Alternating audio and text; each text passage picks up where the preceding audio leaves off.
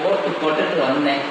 Leave தானே நினச்சிக்கிட்டு இங்கே வந்தால் மாப்பை போடு, சமையலை பாரு, அதை பாருக்குறாங்க. வீட்டில் தினைக்கு 2 பொம்பளை இருக்காங்க, சும்மா தாங்க இருக்கு. இவங்க மாப்பு போட்டு விட்டு உள்ள மேக்கப் போட்டுக்கிட்டு இருக்காங்க. யாருக்கு என்ன வேலை கொடுப்பாங்கன்னு தெரியல. இதை போட சொல்ற கூட பிரச்சனை இல்லை, போட்டா இருக்கிற மொத்தம் சொல்ற ஒரு ஆள் வரும்பாங்க.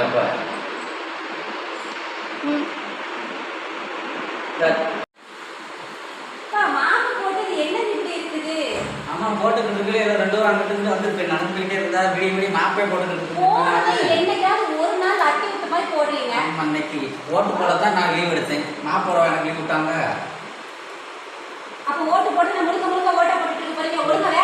நான் மாப்போ எனக்கு எப்போதான் சோத்த போடுவேன்னு தெரியல.